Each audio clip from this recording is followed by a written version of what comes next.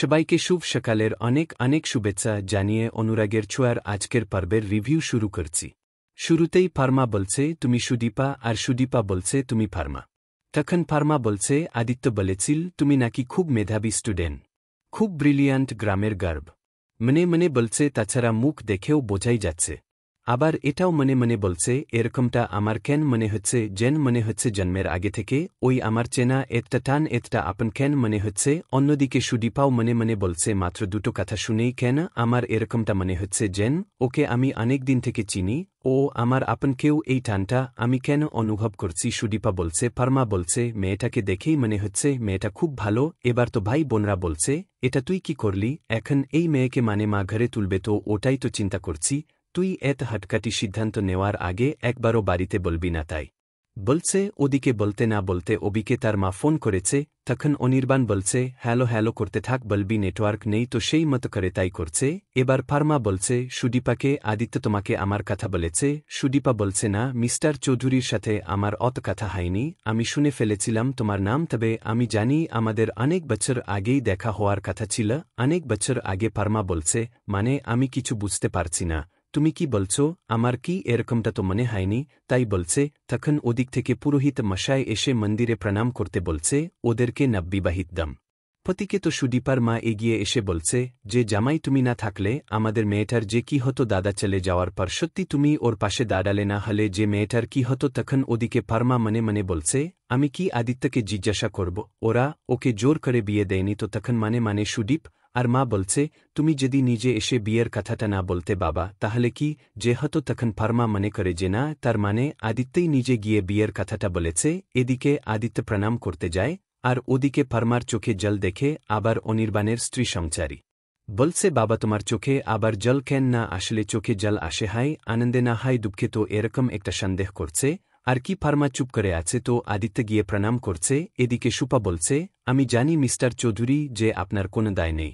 বলছে না সেটা না, আমার বলছে যে আমার না হয় মাথার উপরে ছাদ নেই, পায়ের তলার মাটি সরে গেছে, আমার বাবা আমার জীবন থেকে চলে গেছে, তো তার জন্য আমি বিয়েটা করেছি আমার স্বপ্ন পূরণ করতে, লক্ষ্য পূরণ করতে, বাবার স্বপ্ন পূরণ করতে। কিন্তু আপনি কেন এভাবে নিজের জীবনটাকে শেষ করে দিচ্ছেন? জানি না কেন আমার মনে হচ্ছে যে আপনার নিশ্চয়ই কোনো উদ্দেশ্য আছে, কোনো স্বার্থ আছে যার জন্য আপনি বিয়েটা করেছেন। কোন কারণ আছে যেটা আপনি আমাকে বলছেন না, তবে আপনি আমাকে বলতে পারেন। বলছে আপনার ভাইবোনদের আপনি ডেকেছেন, বাড়ির লোককে ডেকেছেন যাতে ওরা আপনার বিয়েটা দেখতে পারে। ওদিকে ফার্মা দাঁড়িয়ে মনে মনে ভাবছে বাবা এত কথা মানে হাটকারিতার মধ্যে বিয়ে হলে বা চেনাজানা না থাকলে এরকমটা তো হওয়ার কথা না। তার মানে কি সুদীপার সাথে আদিত্যর আগে থেকেই কোনো মানে একটা সম্পর্ক ছিল না এরকম একটা ডাউট করছে। আর কি ফার্মা বলছে আমি কোনো কথা বলতে চাই না। সুদী বলছে আমাকে স্কুলে সবাই বলতো আমি খুব শার্প, বাবা বলতো আমার সেক্স সেন্স ভালো কাজ করে, সেই সেন্স থেকেই বলছি আমার কেন জানি না মনে হচ্ছে আপনি অন্য কাউকে দেখানোর জন্য বিয়েটা করেছেন। আদিত্য শুনে অবাক সুদীপার দিকে তাকিয়ে আছে। বলছে আপনি আমার কথা ভেবে বাবার কথা ভেবে বিয়েটা করেননি, আপনি অন্য কারোর কথা ভেবেই বিয়েটা করেছেন তাই তো? আদিত্য শুনে অবাক হচ্ছে। সুদীপা কি করে বুঝতে পারছে ব্যাপারগুলো? আদিত্য বলছে কারণটা আমি বলতে পারব না। তখন সুদীপা বলছে কি করেছেন কেন করেছেন আমি এসব জানতেও যাব না, আমার কিচ্ছু এসে যায় না। তবে একটা কথা মাথায় রাখবেন, আমি কোনোদিনও আপনাকে ক্ষমা করতে পারব না। আমার বাবার মৃত্যুর জন্য আপনি সারা জীবন দায়ী হয়ে থাকবেন, আর আমি সেটা সারা জীবন মনে রাখব আর আপনাকেও ভুলতে দেব না। আপনার যেদিন মনে হবে যে আমার প্রতি দায় আপনার মিটেছে, আপনি সেদিন আমাকে বলবেন, আমি সব ছেড়ে ছুড়ে চলে আসব।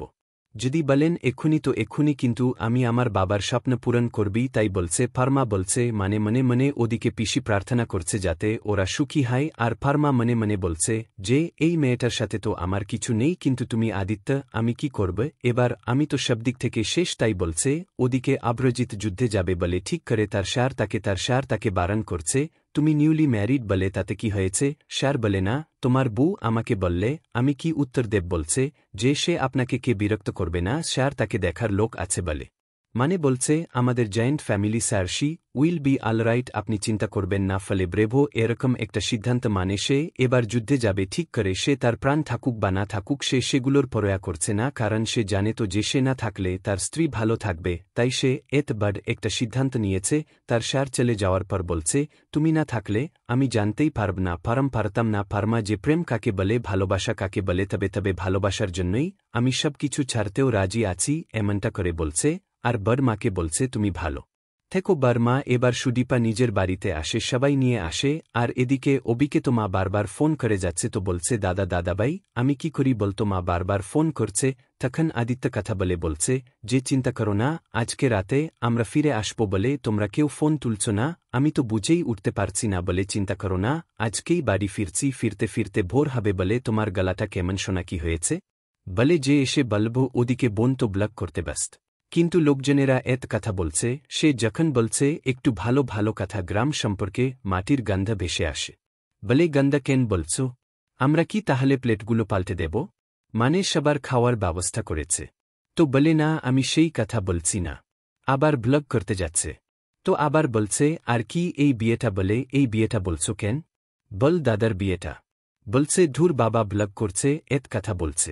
রাগে বঙ্গি করে দেয় ব্লগ করা। এরপরে সুদীপ আর পিসি ফার্মাকে বলছে ওকে একটু দেখে রেখো। মা ফার্মা বলছে আমি তবে আপনারা যাকে ভরসা করেছেন সে ঠিক দেখে রাখবে। আদিত্যর কথা বলছে তুমি তোর বোনের মতো, তাই বললাম বলে বোন আসলে আমার বোন নেই, তাই বোন থাকলে ঠিক কেমন লাগতো আমি জানি না। তখন সুদীপা বলছে তুমি চিন্তা করো না ফার্মা, আমি ঠিক থাকবো। তখন সংচারী বলছে তুমি ওকে ফার্মা কেন বলছো, ও তোমার বাড় যা বলছে আমি ওকে চিনি, অনেক বছর আগে আমাদের দেখা হয়েছিল, ওর নাম ফার্মা ব্যানার্জি। সবাই অবাক হচ্ছে। তখন তার পিসিও অবাক হচ্ছে, বলছে একটা প্রাইজ ডিস্ট্রিবিউশনে আমাদের দেখা হয়েছিল। তখন তো তার পিসি বুঝতে পেরে যায় যে এ তো ওরই বোন।